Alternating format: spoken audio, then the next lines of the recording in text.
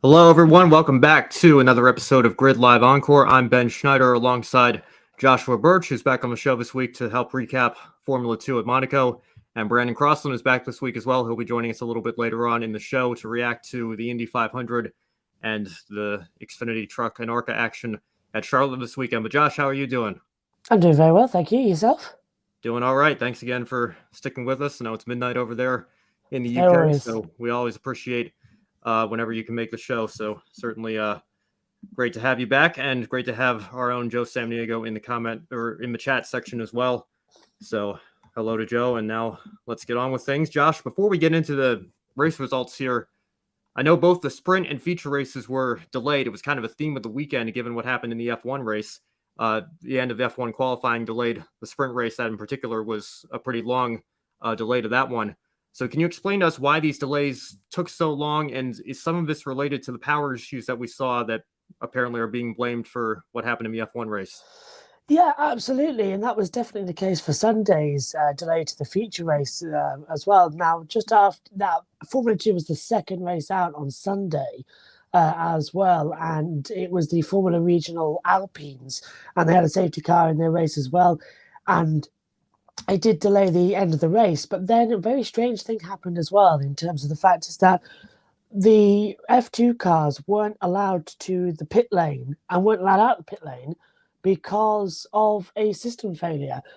Just like we saw in Formula One a few hours later, the starting lights failed and the pit exit failed as well. So they couldn't safely release the cars onto the grid, whilst also releasing the mechanics onto the grid as well. So they had to do it in a certain set of stages as well. That's why when the cars left the pit lane, they came back into the pit lane once again instead of going to the grid. Now, that is entirely because the cars were released from the pit lane to do a whole lap. Then at that time, it was a time for the marshals and the mechanics to get out onto the grid and set up.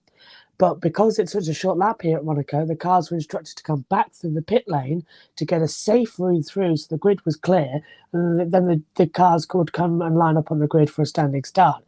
The power failure was an ongoing problem this weekend as well. It's something to do with one of the relays as well getting damaged in the build-up to this weekend. So hopefully those start light sequences and the leads will get replaced, because they are usually the same start lights that get transponded week on week with the safety cars and the FIA technical delegate stuff as well, like the way bridges.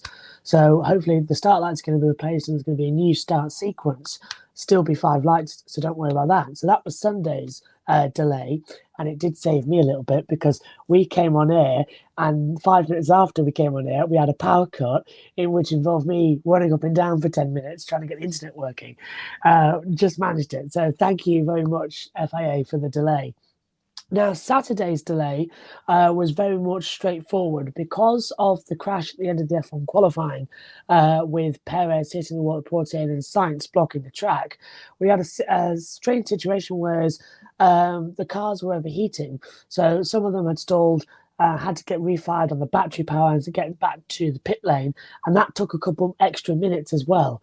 It also then took an extra couple of minutes for those cars who were late back to the pit lane to get through the FIA weighbridge and get into the little area ready for the F2 to take over the pit lane. It was also cases that Sainz and Perez's cars had to be taken from Portier all the way back to the pit lane. So it naturally delayed things. I think that delay was around about half an hour. So that was not nice for the F2 drivers, who were sat waiting in the car park just outside the media area, and they were in that car for an extra half hour, and they were baking hot as well. They couldn't have any of the drinks as well, because of course the battery wasn't on to activate the manual button, which releases the electrical fluid as well down the cable and into your mouth. So the drivers don't suck on the water; it's put directly into their mouths. So the drivers were suffering with heat stroke during that first race of the weekend. So a crazy set of delays. We certainly appreciate the insight there, and certainly wish that things hadn't gone that way, that we could have got the race on straight away. And I'm sure the F1 fans were feeling the same way on Sunday as well. So the delays are certainly frustrating, but the FIA obviously have to look into the safety of things as well. So maybe some things can be looked at, Josh, like you were mentioning, replacing the start lights for next year. But at the end of the day, we did get a couple of races on, so let's go ahead and talk about them. And starting with the sprint race, it was heartbreak for Jake Hughes, who stalled on the start line from pole position, failed to move off the line. Dennis Hauger was the one who capitalized, ended up taking the sprint race victory ahead of Jahan Daruvala for a Prema 1-2 finish. Marcus Armstrong followed up in third to complete the podium. As we take a look at the rest results here, it was a difficult race for MP Motorsport, and both Felipe Drugovich and you can see there at the very end, Clement Novalak, both retired from the race. But Drugovich was able to pick up a little bit of redemption in the feature here, taking the victory over his championship rival, Theo Porcher. At the end of the weekend, it is Drugovich maintaining and even expanding upon his points lead over Porcher in the championship. MP Motorsport also maintains a lead in the team's championship as well. So, Josh, we'll bring you back in here. There's certainly a lot of storylines to talk about from the F2 race weekend. Everybody has very divided opinions about Monaco when it comes to Formula One, but we look at the racing that we see here in F2, and even you can throw Formula E in there as well.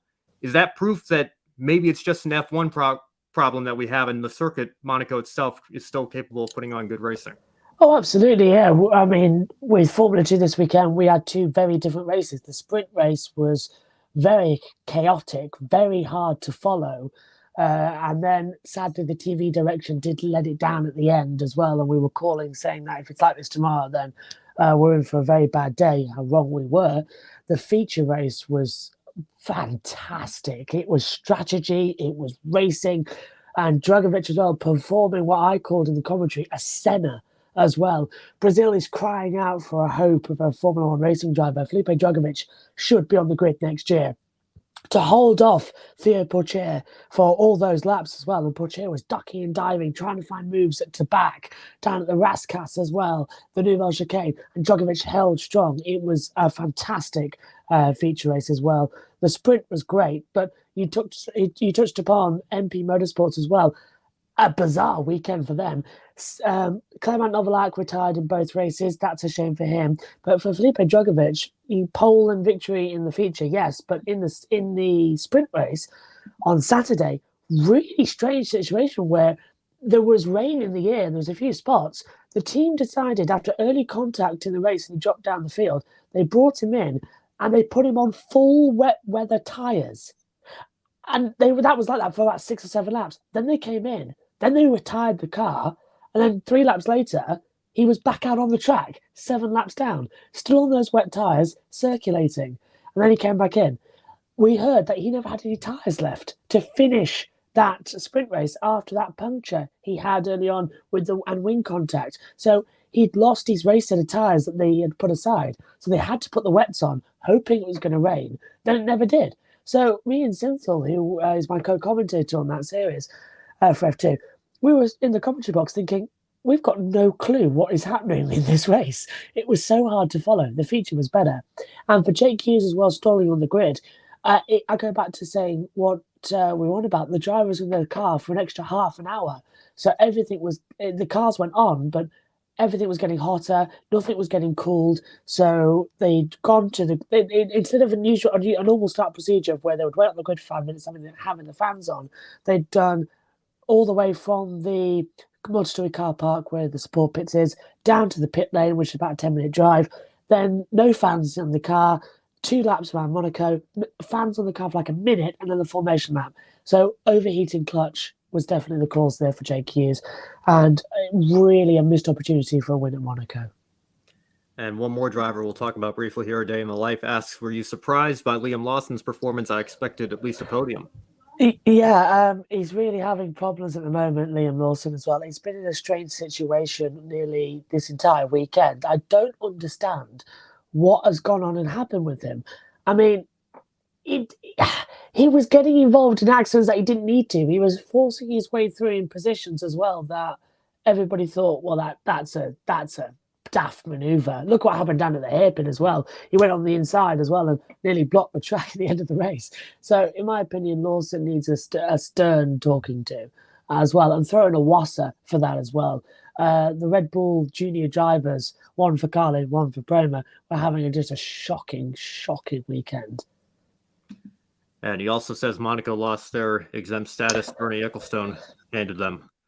Yes, this is all about the contract, and this is why Formula One have been cheeky. They've asked all their journalists this weekend to put negative stories out about Monaco and the way the event is handled. That's why it comes about every couple of years when there's a new deal on the line. That's why we've seen so many bad deals for Monaco, and saying that this isn't suitable for Formula One anymore, that sort of thing.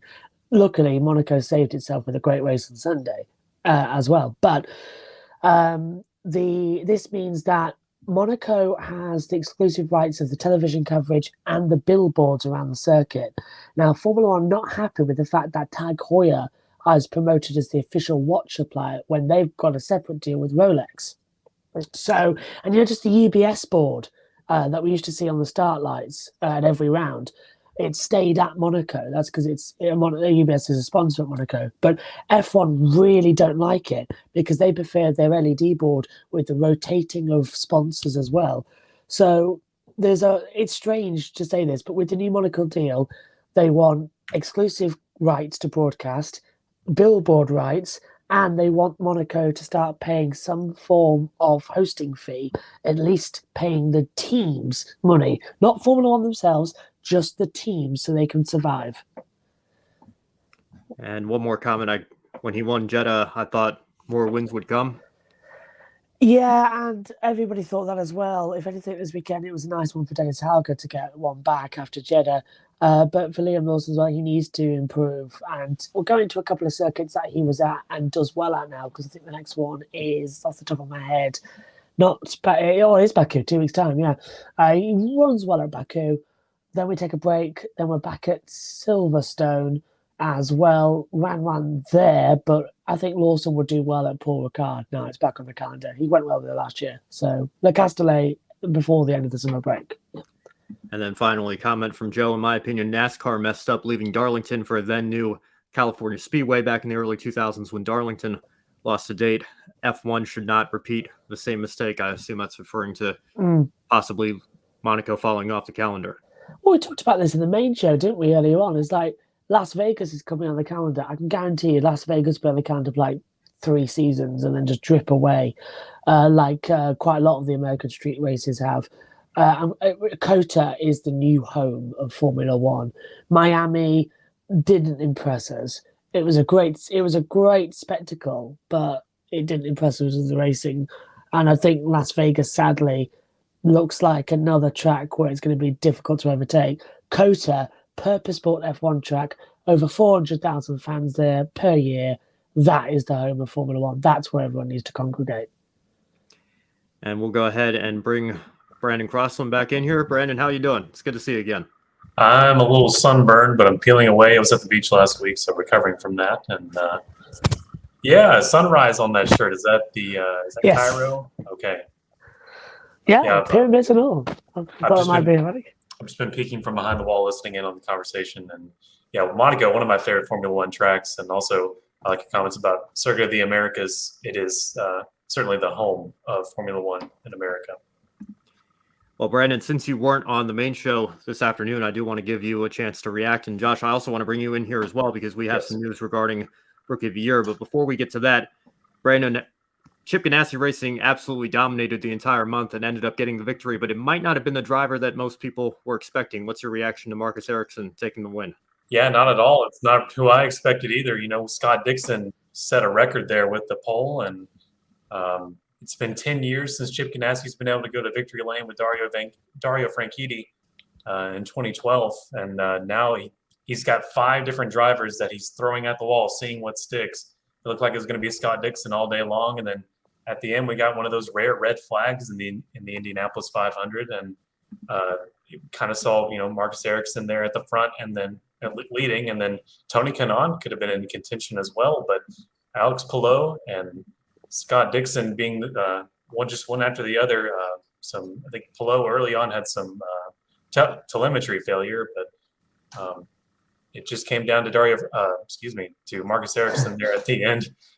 Sweet Dario, but Marcus Ericsson there at the end, just being able to hold off everybody behind him and taking that checkered flag. It was a really special moment. Second Swedish driver ever to win the 500. The last one, of course, being in '99 with Kenny Brack. Very, I think everybody kind of enjoyed this win. It was really nice to see a first-time winner of the Indianapolis 500, and it's certainly it's still a wonderful spectacle. I think Marcus was just soaking it all in. Also cool to see another former Formula One driver come over to America and slowly work his way through his entries into the 500 and then finally get that sweet milk. Yeah, I've had a lot of those in recent years. Montoya getting his second in 15, Rossi in 16, and Takuma Sato getting a couple as well. So the XF1 drivers certainly adapting well to the Indianapolis 500 in recent years. And McLaren as well. You mentioned the Swedish driver, Marcus Ericsson. Felix Rosenqvist was up there as well with his teammate Pato O'Ward. So a great showing for the Aero McLaren SP team. Now, we did just get some breaking news. This broke really within just the last hour or so. Some of the awards have come out. Jimmy Johnson is the Indy 500 Rookie of the Year. He crashed out of the race. David Malukas finished 16th. It seems like this is the second year now after 2017 when Ed Jones, and Jones had a phenomenal 500. He finished third. They gave the Rookie of the Year award to Fernando Alonso. What do you guys say? Josh, we'll go to you first here. What's your reaction to Jimmy winning the award? We know he showed a lot of speed in practice and qualifying and adapted himself very well, but was really the only Ganassi car that wasn't really a factor in the race. And then Malukas, who qualified only one spot behind him, kind of led from there. Johnson did lead a lap of the 500. If that's gone to any reason for it as well. But I swear we saw David Malukas leading at least 2 or 3 laps during the same time when they were all coming into the pit lane.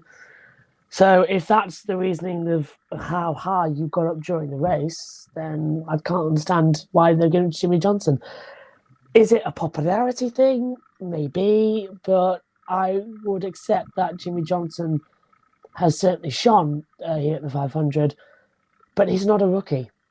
He may be a rookie in IndyCar oval racing, but this is a 7-time NASCAR champion who's won all but one of his races on ovals. He is an oval expert. So, no, he's not the rookie. And I think we should say the real rookie, as you say, is David Malukas, who, in my opinion, performed brilliantly and was a highlight of the race as well, with some daring moves he performed. And let's not forget as well, he crashed. One of the only 3 drivers to crash as well in the build-up to the 500 before we had more crashes. But he hit the wall in car day and got back in the car, was all thumbs up as well, and still performed a great race.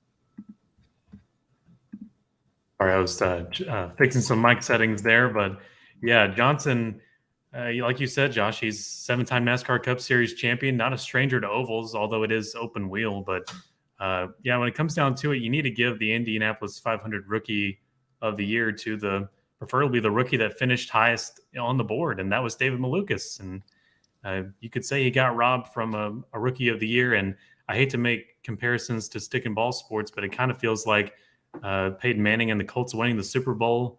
But like if it was like if the rest of the team another person on the team did a lot of the work, but they gave the MVP to Peyton Manning. You know, it's kind of like you were saying, we kind of don't want it to be a popularity contest, but somewhere in the ladder of who, in the realm of who decides who gets that MVP or Rookie of the Year, it probably came down to what would the fans appreciate more. Well, I just saw some tweets from Tony DeZino, who used to work at NBC Sports and actually got a vote this year. He voted for Malukas and Rookie of the Year. But he was saying, I mean, he's written some feature pieces here in the last decade. This is the 3rd time now that we've had a driver from an outside series, Kurt Busch, Fernando Alonso, and Jimmy Johnson, win Rookie of the Year. Now, I don't think there's very many people arguing that Kurt didn't deserve it in 2014. He had a tremendous month. He finished 6th. All the Andretti cars showed a lot of speed that year. But Sage Karam started 31st that year, drove all the way up to 9th place for a much smaller team. So the argument was maybe that they could have made an exception for them and recognized them as co-rookies of the year. But it was unfortunate that Sage kind of had that happen in the same year that Kurt Busch came in and obviously already had the name recognition and notability. I think he was even being presented with his award, and they were saying it's kind of weird to call you a rookie here. But in Indy 500 terms, obviously he was. And then 3 years later, Fernando Alonso comes in. And again, Alonso had a very impressive month, qualified very well, but he lost an engine at the end of the race. Ed Jones scores a podium finish in the 500. and he's not recognized as Rookie of the Year because everybody flocked to Alonso. And now here we are 5 years later. And I don't want to take anything away from Jimmy Johnson. I think he adapted very well to somebody who it was only his second ever oval race in an IndyCar. But when you look at the race results, I don't know how you can deny David Malukas Rookie of the Year at the Indy 500 when you compare, especially how their races went. And I get that maybe they take everything into consideration the entire month and practices and qualifying and all that. But I feel like the race should be the one that's weighted the most. And it was pretty clear. I think Malukas had the edge over Johnson in the race. And if I'm not mistaken, Johnson is the one that brought out the red flag at the end of the race. So, That's I correct. mean, did not actually get to finish. I'm pretty sure Marcus Ericsson wouldn't be giving his teammate Rookie of the Year for all the pressure he put him under at the end of that one. Pato O'Ward may be giving him an extra beer tonight or yesterday. But, Johnson was a bit of a... We knew it was coming, didn't we? I'm actually surprised Romain Grosjean wasn't in consideration first time on an oval. Yes, he crashed, but he threw himself into it just as much as Johnson did. Yeah, well, I think I don't know. Maybe here in America, at least, Johnson has more name recognition than I think Grosjean maybe so worldwide with Formula One. Although Jimmy obviously is a 7-time champion, I'm sure there are people all over the world that know his name because of how spectacular he's been. But I don't know. I still feel like it should 9 times out of 10 it should go to the highest finishing driver in the race, and that this year that was Malukas. I think Malukas had a pretty strong case for it. We have some comments in from the chat room. Hi Amber, good to see you again. Rookie of the Year has never repeated Rookie of the Year. I'm wondering if that's referring to Jimmy running most of the races last year and then being a rookie again this year. I guess still a rookie at the 500 though. Joe Samniego saying, I would like to see some criteria so that we know how the Rookie of the Year is awarded. I think Jenna Fryer actually tweeted out what's officially in the books there, but it's still relatively vague. It's basically saying that they take into account the practices, qualifying, sportsmanship, media relations, and all sorts of stuff. When really, I think it should be heavily weighted towards the race. Kind of like an Oscar nomination, isn't it? Yeah. It's kind of like, well, it's this way unless we want it to be this way. Then it's. But. I was going to say, during the red flag delays that we had, and there were a number of them over practice. Believe me, I was commentating on them all. Romain Grosjean came and spoke to the media more times than Jimmy Johnson. I think Jimmy only came once. Romain was there 3 or 4, maybe even 5 times. So I think Romain was definitely going for it there as well. And speaking of media relations, the winner, Marcus Ericsson, I think needs another special well done because he has been in his fire suit for, I think the last count was over 20 hours since the end of the 500. So in total, that race lasted 2 hours, 36. So over 23 hours he spent in his fire suit. And for 20 of those hours, it stank of milk because he poured it over himself. And literally all the media was saying that it smelled disgusting as well. But I think that race suit is now going to walk away and hang itself up in the Indianapolis Hall of Fame, as well as the car that I presume now will get vinyl wrapped and all the dirt and bugs and that lot will get stuck on it for all eternity, the same as the Le Mans winning cars. But that was just a little thing that I saw on Twitter earlier. I was like, what? That's disgusting. He must have gotten the whole milk preference. They get to check what they want if they win, and he must have went with the full body stuff. Yeah, holiest milk he wanted, and I think once again, Montoya asked for chocolate milk. And was denied. I'm waiting for somebody to win who prefers chocolate milk. That's going to be a sight. Yeah. I guess Elia won last year, and I don't know if it was actually strawberry milk or if they just dyed it pink. I know his car was pink, obviously, but that was kind of interesting. It's very, very low tech here. I'm just going to hold my phone up and there you go, everybody. But this is Jenna Fryer's tweet. The top rookie criteria includes on-track performance in practice, qualifying, and the race, media and fan interaction, sportsmanship, and positive influence on the Indy 500. So that's officially what's in the books. Clear as mud. Okay, well, as we said earlier, Ben, if it's in the rules, it's in the rules. But then you have this here. Day in Life has the same question I do. How do you judge sportsmanship? We can't really award points for that, so it's a subjective. I mean, it's like to use an NBA comparison here. I'm just south of Philadelphia. We're all upset that Joel Embiid didn't get voted MVP, but when you leave it up to a vote, subjective vote in the media, you leave yourself open. I mean, I don't know. How do you judge if that's the criteria? You know, like you said, you know, we can joke about points for handshakes all we want, but you know, it's a subjective thing there. Here we go with hands across America then again, Yeah. so in order to get the 500 Rookie of the Year. I suppose that's something that's going to be interesting, isn't it? As what's that from Amber says? 20 points for crashing out, I guess. In that case, Grosjean wins as well. Yeah, because he crashed out earlier. He did, He gets more. He was like right at halfway, I think he was, Roman. And he damaged his wrist as well. He's got a little thing on it this morning. So, in my opinion, they should be going to Grosjean. Oh, what a silly system anyway! Rookie of the Year that should be awarded on. I tell you what, it should be awarded on aggregate finishing position across practice, qualifying, in the race. That's fair. It's pretty standard there, you know. Yeah, but it just keeps it simple. Yeah, or maybe weight it like 25% the average in your practice sessions, 25% your qualifying starting position, and then 50% the race, so that you still prioritize the race result, but you still get an aggregate across all three. And it wouldn't leave it open to interpretation. You would have a hard defined rule in regards to who the winner would be. I've just had a brilliant idea. If it's still on media, does that mean could we count as media if we go next year? We are the GRIDnet. If we all get there, get some interviews with the rookies, that's a certainty. Yeah, I wonder if David Land got a vote. Actually, that might be worth. He was official cred this year. Yeah, so. he was. He was doing some great work too. Got a lot of great interviews, and that's what Tony was saying as well. He hasn't covered IndyCar full time in several years now, and he's still getting a vote. So I mean, he even openly said, you know, I think he's qualified to have a vote here, but he was being very humble and said, I don't know if that's something that I should have at this point in my career. But you know, it is interesting, you know, who gets a vote, who wouldn't get a vote.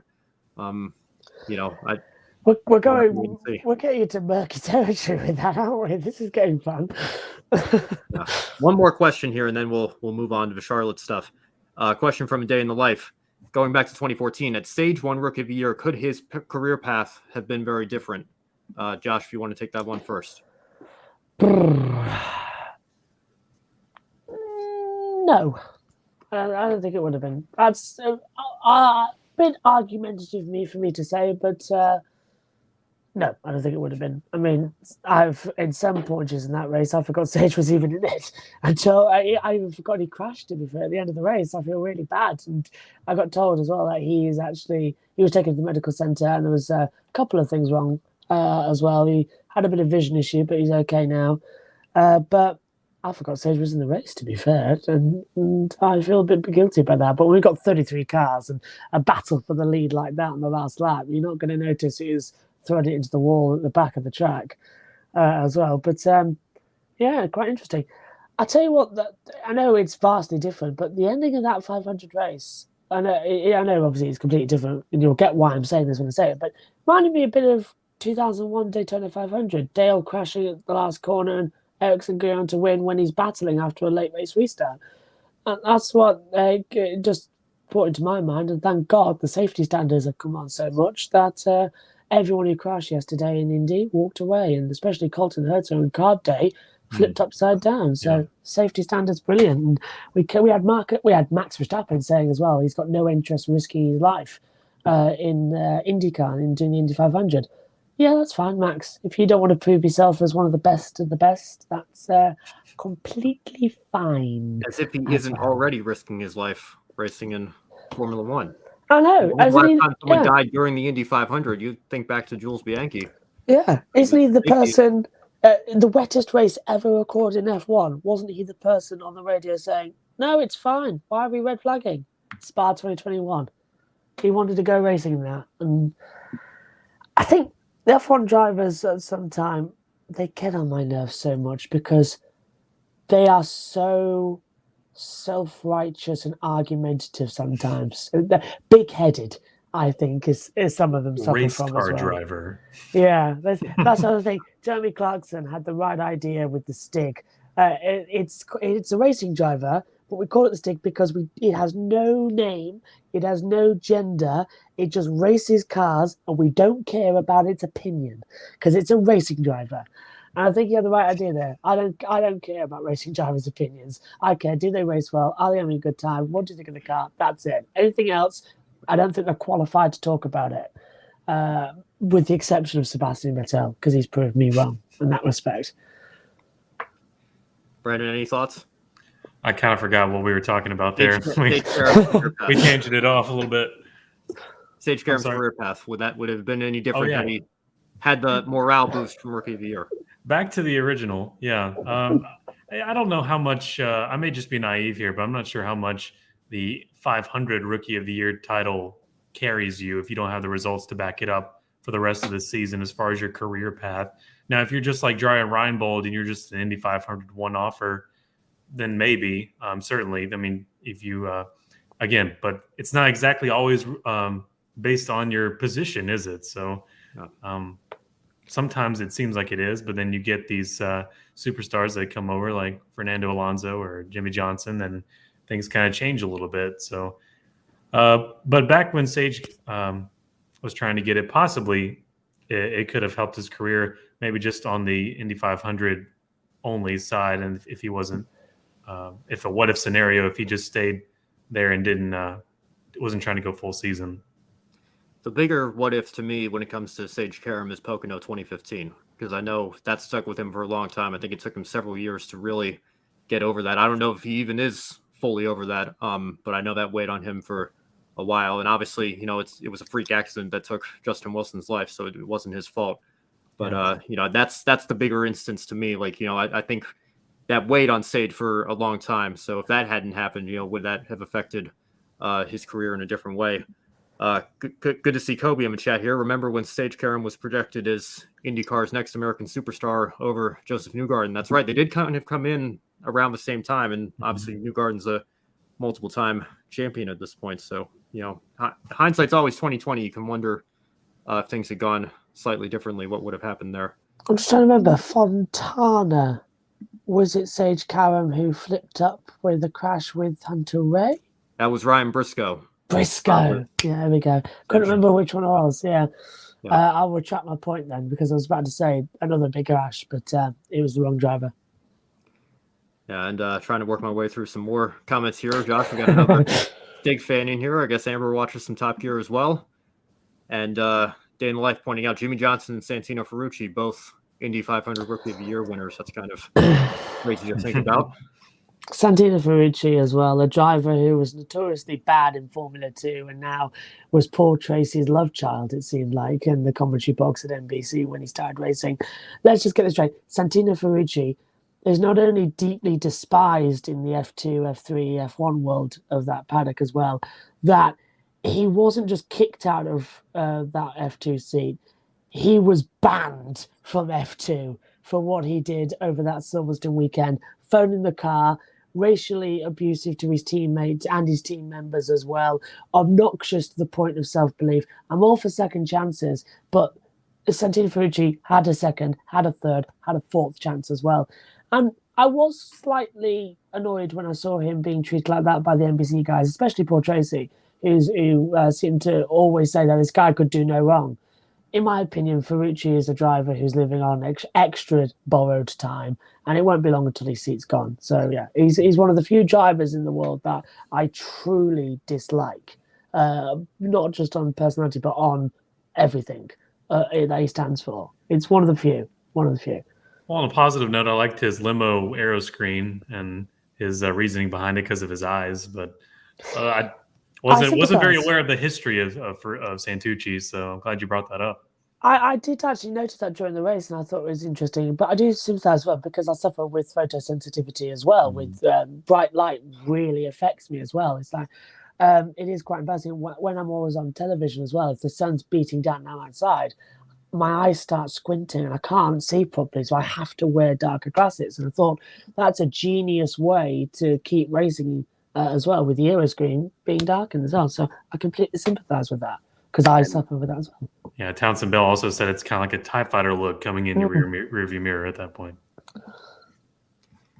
Yeah, Humperdinck as well, one of our regulars. The tinted windshield looked great. So right there with you, Josh. I think certainly an interesting concept that Santucci, as he's affectionately been nicknamed here by Paul Tracy, was alluding to. So on that note, let's shift gears here to some stock car racing in Charlotte. The ARCA Menards Series was back in action, and we talked a lot last week about Cup drivers going down to Xfinity and trucks.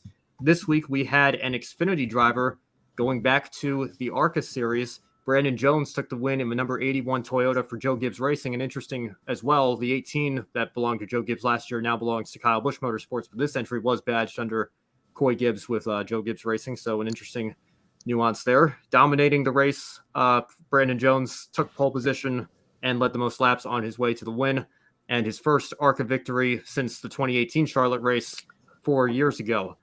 So, Josh, I know we had you on the show last week and got into some very active discussions about this subject. This, to me, is a little bit different because it's a development series to another development series, but a lot of people would still consider Xfinity higher up on the ladder than ARCA. So do you still have a problem with this, or do you see this as a different situation than a Cup guy going down to a lower series? I still have a problem with this. I really do. I'm sorry to say it, but I've been on for 37 minutes of a show that was supposed to be on the first 15. We talked too much. I really do have a problem with this as well, because it is seen as the support series to go through ARCA, then you go through trucks, and you go through Xfinity, then you go to the Cup series. So there's a natural ladder, and you're messing with the ladder. You're denying other people having the chance to run it through as well.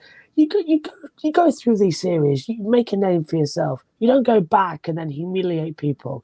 It destroys the essence of a championship because there's no consistency at the front. It's the equivalent of, as I said, isn't it? It's the equivalent of throwing the baby out with the bathwater in many respects. It's defeating the object of bringing new drivers in to racing series. We've got Lewis Hamilton racing in Formula 3. It's not going to work, is it? It's going to look ridiculous. So just keep to your own series. If you go up, you can only go back down if it's a permanent seat. And I'm thinking as well, I have a slight problem with Project 91 as well, with all this coming through as well, because it's a guest NASCAR seat, but they've done it correctly. It's a guest seat that's going to rotate throughout the year with different drivers. But I've got a problem if that seat suddenly starts to get filled up with Xfinity or an ARCA as well, jumping in as well. And if that team's quick, then it disrupts the NASCAR. So I think we're in for an interesting situation. But Kimi's racing at Watkins Glen in it. Let's see how that's going to work out and how that's going to play. Ideally, Project 91 is like trying to capture what Alonso had at the Indy 500 as well. So, yeah, to sum up with that, I still have a problem with this. It is ridiculous. Keep to your own series. Don't devalue and, ironically, dilute, as I've got Vimto in here with some water. Don't dilute your own championship for the sake of star name drivers. Yeah, I agree. It totally messes up your championship running for the Xfinity Series. For the ARCA Menards Series, bringing in the Xfinity regular, and it just doesn't make any logical sense unless we knew exactly what kind of deal was put together with Brandon Jones and Joe Gibbs Racing to hop in an 81 entry. But there's some information we don't know. Maybe there's some family there at Charlotte and they wanted to have their driver there. But Brandon Jones from Georgia, so I guess we can rule that out, possibly, unless his family lives in the Charlotte area. But it just doesn't make any logical sense to put your Xfinity regular in ARCA for all the reasons you just stated. It's messing with the system, and also you don't put Manny Machado and AA ball. They do that whenever they are hurt and they're recovering, but you just don't mess with the system, man. Well, I wrote a blog post on this several years ago. There was the idea when Kevin Harvick was moonlighting back in what was then the K&N Pro Series West. And a lot of people pointed to Will Rogers in that race at Sonoma and that epic battle for the win that they had. And that was really the moment that launched Will Rogers into the spotlight, even though Harvick ended up winning the race at the end. So when it comes to the regional ARCA East, ARCA West, or, if you go to a local late model charity race, I understand the argument more so that maybe a Cup driver or a big name, and I don't know if you could, with no disrespect to Brandon Jones, call him a big name yet, but a driver from a top series coming into that race, maybe you could make the argument that it sheds some spotlight on it and gets some fans invested in it that wouldn't be otherwise. But, here you have the top level of ARCA, you have a main series that's broadcast live on FS1 national television, and it's an Xfinity driver coming in. I don't know if they wanted Brandon Jones to get more track time. And I mean, you could maybe say that even if the 18 car was still under Joe Gibbs Racing and one of their drivers was going for a championship, maybe you could say bring Brandon Jones in, help the driver get a little bit more data to help him with his championship. But that's not even the case this year because the 18 is now under the Kyle Busch Motorsports banner, and it's being split because Sammy Smith isn't 18 yet. He's not old enough to run all the races. So, to your point, Brandon, I really don't know. I'm sure there has to be a reason for it, given that he did it and he's going to continue to do it in a few more races this year. But it doesn't seem to me that there's very much good reasoning to come in and disrupt the ARCA series. I mean, for all we know, it could have just been a series order from ARCA saying, hey, our ticket sales are dipping at Charlotte. We need a relevant name to come in and help people get in the seats. I mean, who knows what happened? I've got a feeling that we would only need about an hour in every single series we cover to fix it, and it would be fixes that every fan would go, have a sticker. You've done a great job there, lads. We just need an hour, and we would fix every problem because it's so easy when you're looking in, and they can't see out. It's so mind-bogglingly stupid. It's called an echo chamber. Yeah, brilliant. I can't believe. Just stay in your lane. Just stay. It's like you're teaching a dog for the first time. Just stay. Don't move. Do not pass go. Do not collect £200. In this case, do not collect 500 600 miles. Oh, yeah, dollars will do too. Just stay still. That's all we want. Well, I think we should give you a sticker, Josh, because it's been a long weekend for you, and I know it's after midnight over there, so we certainly appreciate it. One final thing before you go, if you want to mention one shining moment from, I know you didn't really watch Xfinity and Trucks, but the Formula 2 race or anything that stood out to you there. I'll take Dennis Alger having a fight back as well. He was denied a win in Saudi Arabia. With that mess of the FIA closing the pit lane, then telling everyone to come through the pit lane, then he was the only one who did it, and everything like that. He was really downbeat and dejected about that. To come in then and to pick up the sprint race win at Monaco, it's really been a boost for him. He was bouncing around the paddock on Sunday as well with a big smile on his face as well. So I think that's my one shining moment for the juniors this weekend as well. And Amber wishes you well in the chat room. Josh, again, thank you so much. No worries. See you next week. And I know we're looking forward to Baku as well. It's always puts on a great show in Formula One. I hope the F2 will be the same as well. You're looking forward to Baku. I'm not looking forward. I've got Formula One, Formula 2, Le Mans 24 hours. What else? British Touring Car Championship and IndyCar as well. So I've got to figure all that out. And I'm doing the whole 24 hours live for IndyCar. And thankfully, I'm not going to be commentating on all the races. I will be taking some. Megan's doing F1 qualifying. I'm doing all the F2 races. So there's an hour break. And basically, Megan's going to need a medal too because she's going to be rotating massively to fill in. So I'll be doing the start of Le Mans. Megan will do F1 quali. Then Megan will come in and do Le Mans for an hour. I'll do F2. And then we switch around again. I'll do the whole night shift for Le Mans. In the morning, Megan will come in for an hour. I'll do the sprint. Then I'll do touring cars. Then I'll do F1. Then I'll go back and finish Le Mans. Then I'll do 2 touring car races. Then I'll go to Road America and do IndyCar. So that's an insane week in 2 weeks. Thankfully, the week coming up, this one, we've got another late night on Saturday, actually, because Saturday it's through the night. It is Formula E in Jakarta. Then straight after that race, it's MotoGP as well in Catalonia. And then Sunday is actually the best day because even though we start early, it's just broadcasting point of view, MotoGP, and then an IndyCar. So don't stop until November. Please be mindful of your voice for us, okay? Marcus Ericsson won did break it, and I woke up this morning once again sounding like Squeaky from Wheezy from Toy Story 2 as well, and it's fine right now. But I think Seth put it in the chat here last week or week before. Josh is the one person who never sleeps, and I never do. I never sleep and I never stop. It's constant, and it's a lot of fun.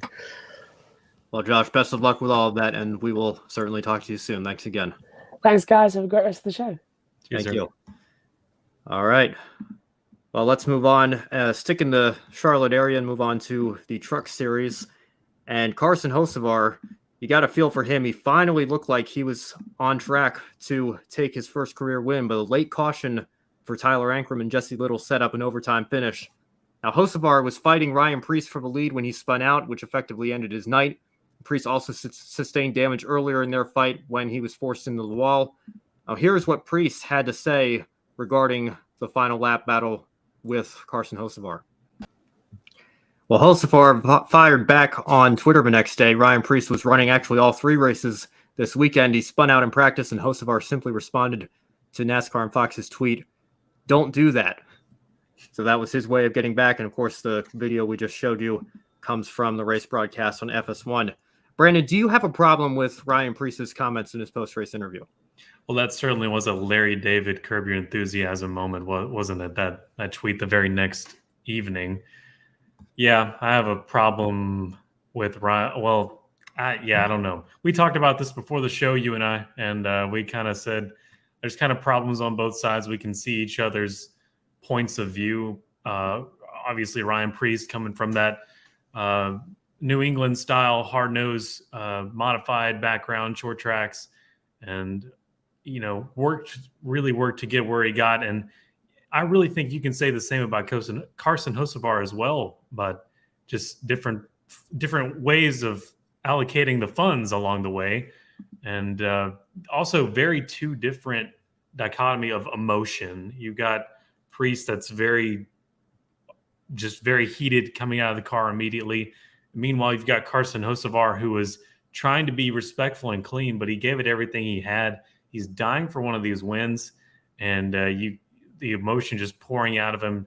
He says he's trying not to be like a sis, but he's just really wanting to get one of these wins, and you can just see the passion that he has for the sport. And you got to look at him both ways. And it's kind of funny also to see Ryan Preece have an issue there at the Coke 600 very early on. But yeah, it's more than just one-sided here, and that's why it's fun to talk about on shows like this. Well, Kobe brings up a good point in the chat here as well. I guess Ryan Preece knows how Elliott Sadler felt, and that was what a lot of people on social media were jumping on Preece for calling Preece a hypocrite with how he raced Elliott Sadler in 2017. I think maybe some people forget that Preece was running for the Owners' Championship, but even then, Hornish was so far ahead in that race that Preece was not going to win the Owners' Championship by beating Elliott Sadler and kind of messed with his championship. So, like you were saying, Preece comes from the modified world where there's a lot of tough short track racing. So you could maybe look at that background and wonder why Preece is getting upset with a guy trying to go for his first win who was totally on track for his first win had the late caution not come out. So Adam comes in here for chat as well. Good to see you, Adam, saying Hocevar will win in 2022. That's the follow-up question here, I suppose. In the end, Nice Motorsports still turned out all right. Ross Chastain, ironically enough, it's a shame we still don't have Josh here because I'm sure he'd be thrilled to talk about this one even more, but an active Cup driver coming into the Truck Series. Chastain scored redemption for the Nice team and second Cup driver to win this year after William Byron won at Martinsville. But for Hocevar, how painful is it for him to lose a race like this? He's been knocking on the door so much. What does he have to do to finally break through and win one of these things? I think his post-race interviews will make it very apparent. It's extremely painful, and for someone who has been working that hard, and he's tired of being called the stereotypes, so which I guess you and I may be partly to blame for how we talk about Ty Gibbs and people like that, but we don't know what's going on all the time behind the wheel. What does he have to do to finally break in and get a win this year? Really, it's the more and more that I've been watching the Truck Series more often the past few years, it kind of feels most of these tracks they go to kind of feel like Russian roulette. I mean, you just have to be there up in the front, and you can do everything right most weekends, and you still won't get the win. And Truck Series, more often than not, comes down to overtime, double overtime finishes. And I think it's actually for the worst that it does that. I think people get disinterested whenever things like that start happening as often as they have. But yeah, he's doing the right things. He needs to stay up there, and his time will come.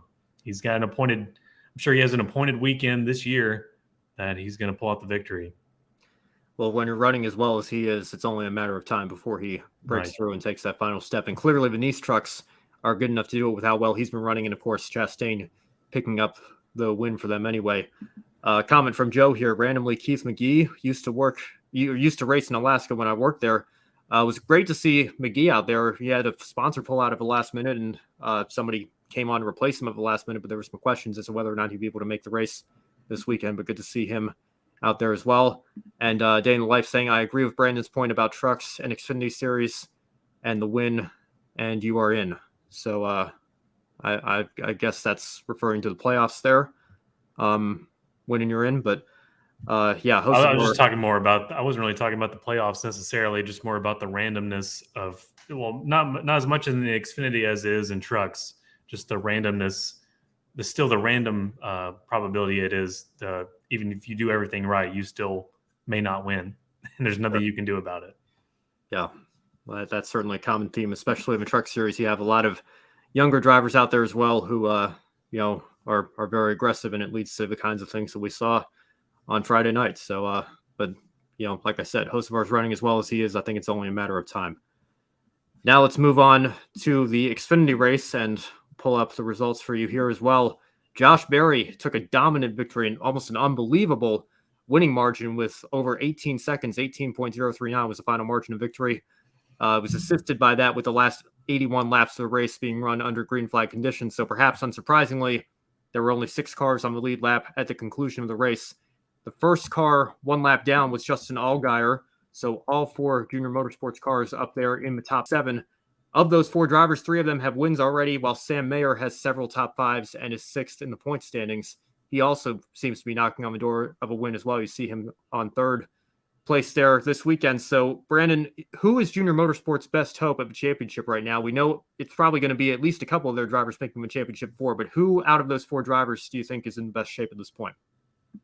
I think when you asked me at the beginning of the year, I kept saying Noah Gragson. But as we've started to get into things more and more, I start to think maybe Josh Berry would be the one you'd be looking at.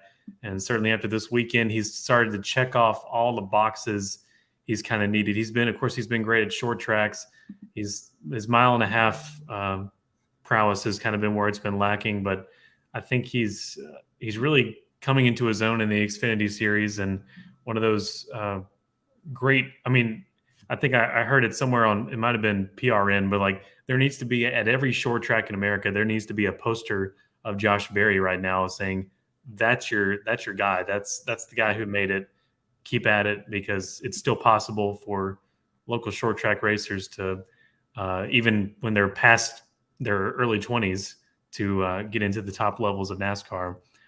I think Josh Berry from Hendersonville is probably Junior Motorsports' best hope if things don't change. But of course they do change. But he's having a lot of success right now, and I think he's able to stay up front, and no matter what kind of situation you put him in. Well, speaking of Junior Motorsports, we had some more words exchanged on Saturday between Noah Gragson and our Motorsports' Jeb Burton. The two were not happy with each other, as Burton told Gragson he'd wreck the expletive out of him if he continued to race him that aggressively. Now, Gragson responded that he has more wins than Burton does, so a very simple, straight, and to the point response there. Burton replied that this is only because Gragson has a blank check and he doesn't. So Burton is still looking for his first top 10 finish of the year, while Gragson is second in points with 2 victories. So, Brandon, what's your reaction to the comments between the former Junior Motorsports teammates here? There's some bad blood there from some 2 guys that worked together in the past. I think he's being kind of aggressive there with his wording, but I don't know. I don't really have that much of a background on this question exactly. So I'll kind of leave this one to you. I'm sorry. No, it's fine. Well, I actually feel the same way. I feel like there was very little It was kind coverage of on lost, wasn't it? Yeah, well, I mean, it just kind of came out of nowhere. Like, it was all over Twitter when it happened, obviously, because everybody loves the fights and everything. That's what draws some people in.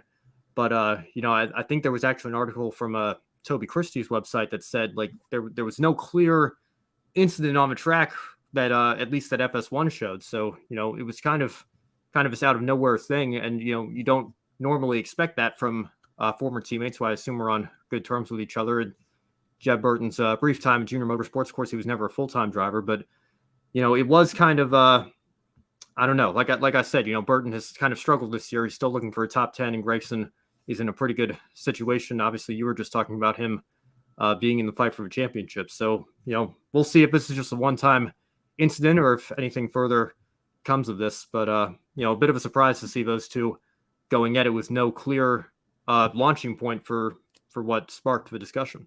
That kind of reminds me of earlier this year, Haley Deegan at Martinsville in the truck race. We had no idea. I forgot who was giving her such a Lawless Allen. Lawless Allen. Yeah, we had no idea that she was getting such a hard time, and then just exploded there at the end. Like, what's wrong? And so I guess it's just one of those deals where the TV coverage doesn't exactly tell all the story, and then we get to hear about it at the end and wonder what happened. One final question here before we wrap up the show from A Day in the Life. Should Trevor Bayne return to full-time in the Xfinity Series? He had another decent run on Saturday. What's your thoughts on that? I hope he does. And I hope it's with Joe Gibbs. I hope he has success for the rest of his selections this year, and he can get back on track there, and possibly with a coffee sponsorship next year. That would be nice. That would be nice.